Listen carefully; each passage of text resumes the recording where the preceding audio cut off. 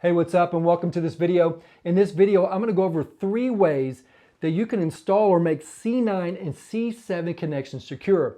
And if you stick around to the last part of the video, I'm going to go over the best way, what I think is the #1 way to make those connections secure, not just for the first season installing Christmas lights, but every year after, and even when you take those lights down, and even in storage. With all that said, let's jump into the training. So the first way that you can do that is using wire nuts, okay?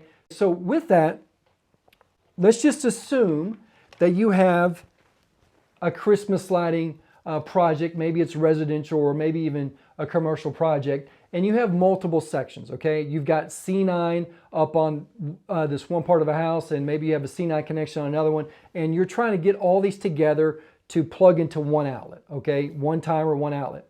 Now, how would you do that? How would you do that to save the most wire, so you're not spending a lot of, using a lot of wire, because that does cost money. And then how can you do that in an efficient way, an efficient manner, to make sure that those lights are going to stay operational throughout the season? So let's just say you've got one section at the top, you're trying to connect to some other connections down below, maybe from one's up top on the roof, a gable or something like that, or a higher section, and you're coming down here to the gutter connection, to the gutter side. So how would you do that? So let's say you've got this one side here, and we're gonna use that to represent this right here. Okay, we got a home run wire coming down from C9 or C7 Christmas light LED bulbs. And we're coming down here, and we're using SPT1 wire. Okay, so this is SPT1 wire. Okay, you can use SPT2, but for Christmas lights, especially LED Christmas lights, really you only need SPT1 wire. And the reason for that is because those LED lights are not going to generate a lot of heat on this wire, okay, like traditional incandescent bulbs. So again, we've got this one section coming down, SPT1 wire, and we need to connect it to the other sections.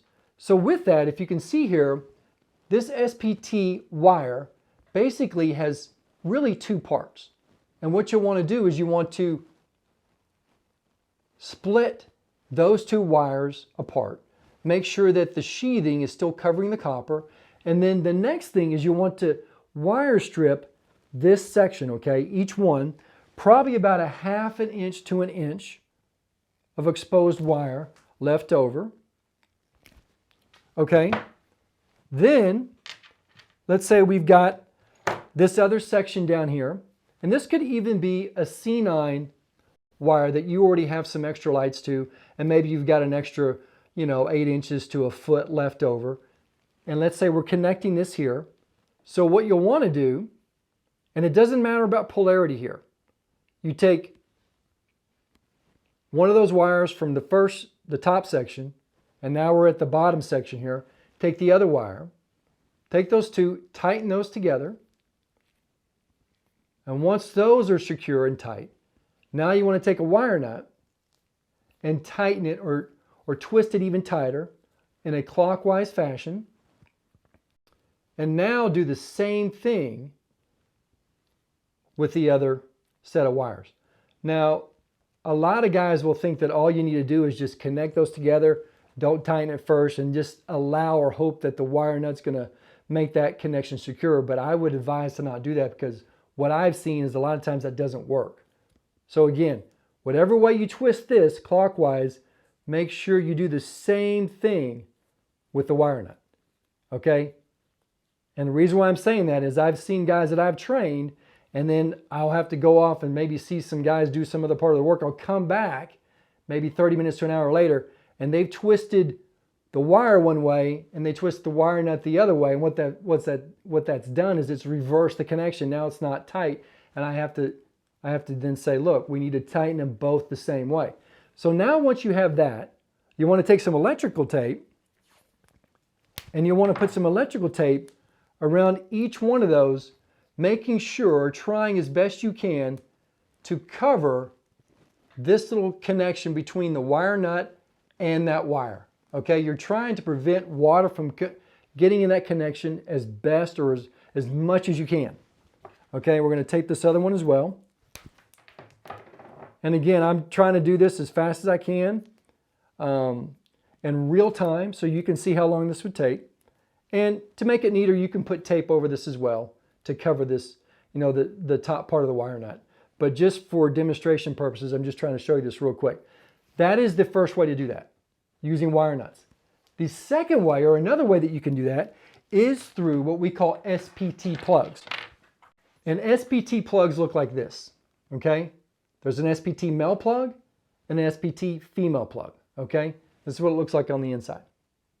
So if we're using this approach, you'll have that one section wire coming down, and now you've got the bottom sections you're trying to connect it to, okay?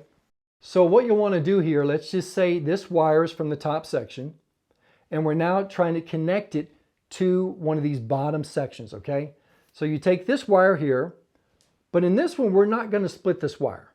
Now you could, if you wanted to, split it just a tad bit, maybe 1/8 to 1/4 of an inch. So you're going to take this from this first section and you're going to connect it to that SPT male plug. Now before you do that though, I don't know if you can see this or not, but one of these sides of wires has ribs on it, okay?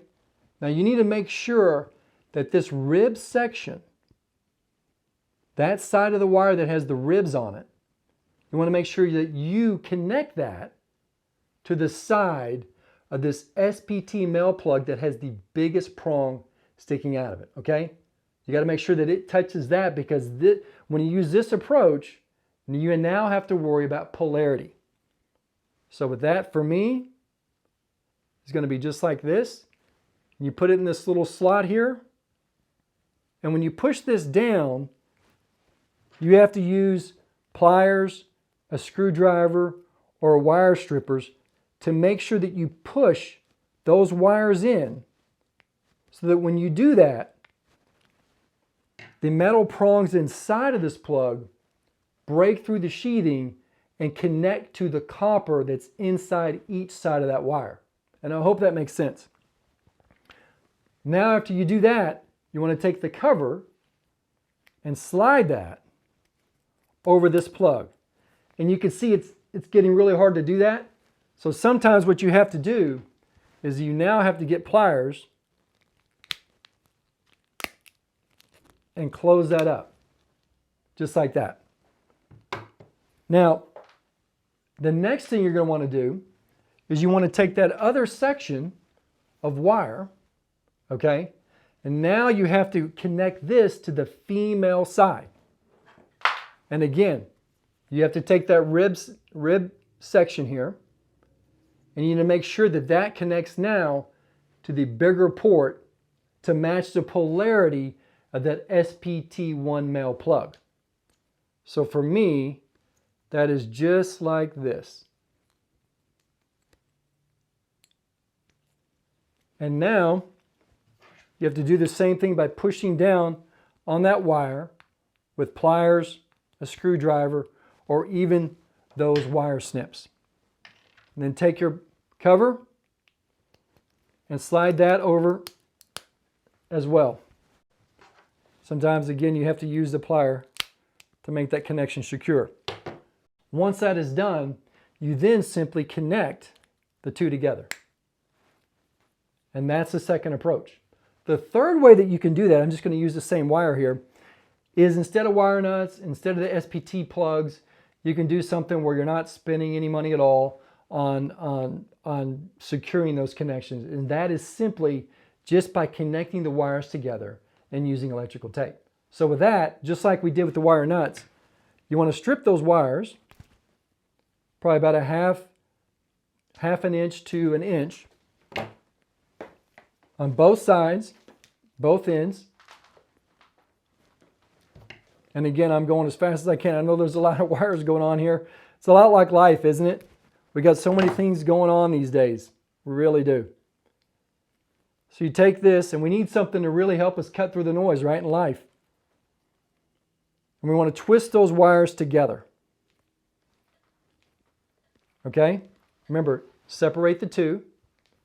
And then what you can do is lay that down just like that to make it, more in line with each wire. And you want to take some tape to cover all of that copper You're trying to make this as waterproof as you can. And I would probably even suggest using more tape than that. And do the same thing with this one. Make sure you cover all that up. And what you can do is add more tape around this. And I'm just going to do this here for this demonstration. You're taping all this together. Okay, that's the third way. Just straight with just electrical tape. All right, so now that we've gone over those 3 ways, I'm going to share with you now the best and most secure way that I've seen here in my 23 years of installing Christmas lights and training individuals how to install Christmas lights professionally. This is the best way that I've seen that keeps those Christmas lighting C9, C7 connections secure, not just for the first season of Christmas lights, but year in and year out. And I'm not talking about just in storage, but when you install those and when you take those lights down, that will keep those connections secure. So first off, a lot of companies, a lot of individuals would think that it is the SPT option. They would think that it's this option right here. But in my experience, what will happen is if this wire just moves a little bit, even during the initial installation, or maybe even for that month or 2 that those Christmas lights are installed for the holiday season, what will happen is this wire will kind of disconnect or get jarred loose from those copper prongs inside of these SPT plugs. And what will happen is it will cause that section of Christmas lights or everything else connected to it to go out. In fact, we actually, when we first started installing Christmas lights 23 years ago, this was one of the options that we tried. And many times we would have to go back and troubleshoot outages in certain sections, and we found out that more times than not it was something wrong with one of these connections. And in fact, this past season here in 2022, I tried it on one project. It was a 1-story project, tried it on the whole job, and 3 of those connections, they came loose. I had to go back the next day and fix those and even make them tighter than they were. And then again, I got another call 2 days later. And finally, I just said, you know what? We're going to replace those connections with what I consider the best way to do that. And the best way that I've seen is using wire nuts. And the reason why I say that is because you're going to make sure that you're actually twisting those wires together first before you use the wire nut. And then you use the wire nut again in a clockwise, you're twisting in a clockwise fashion. You're making that connection even tighter. And then you're using that tape to make it even tighter.